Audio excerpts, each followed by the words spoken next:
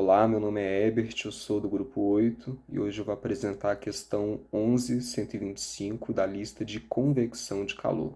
Os demais integrantes da atividade são Ana Luísa, Gabriela, João Paulo e Lucas. A Gabriela nessa atividade está como revisora. A questão pergunta o seguinte: o condensador do ar-condicionado de uma sala é projetado para rejeitar o calor a uma taxa de 22.500 kJ/h com refrigerante 134A. Quando o fluido refrigerante é condensado a uma temperatura de 40 graus, o ar escoa sobre a serpentina aletada do condensador. Pergunta-se se o coeficiente global de transferência de calor baseado no lado do refrigerante é de 150 watts por metro quadrado Kelvin, determine a área de transferência de calor no lado do refrigerante. As informações que temos são de que a taxa de transferência de calor é de 22.500 kJ/h, o calor específico do ar é de 1.005 Joule/kg e o coeficiente global de transferência de calor é 150 watts metro quadrado Kelvin.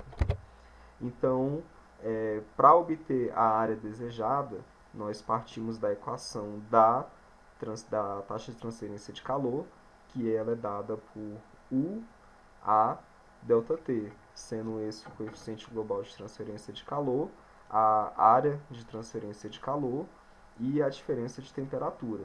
Pegando os dados que já temos do exercício, que é o Q, que ele é dado em 25.500 kJ/h, convertendo de hora para segundo, temos 6,25 kJ por segundo, que equivale a kW. E também temos o coeficiente global de transferência de calor, que é dado em 150 watts metro quadrado, que foi dividido por 1000 para ficar igualado aqui à unidade de medida.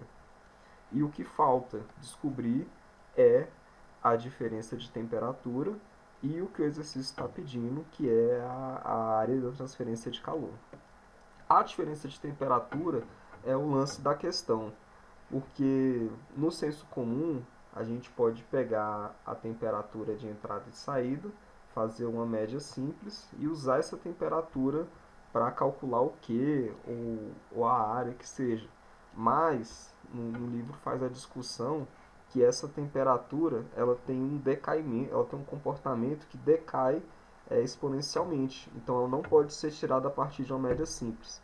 Então essa temperatura ela é dita temperatura média logarítmica, por isso que tem esse índice Lm.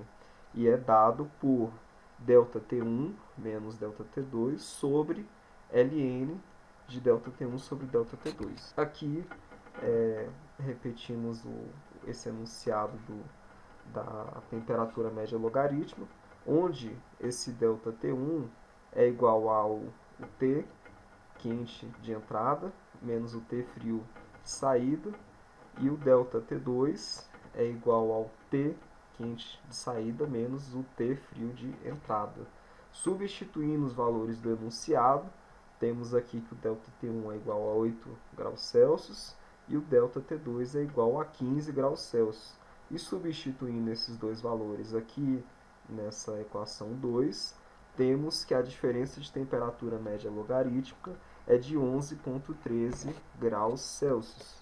Então, pegando essa terceira informação que faltava, a gente já pode fazer a substituição e isolar a área.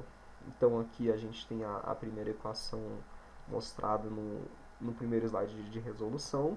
E isolando a área, temos aqui a taxa de transferência de calor sobre o coeficiente global vezes a diferença de temperatura. E substituindo os valores, temos que essa área é de 3,7436 metros quadrados.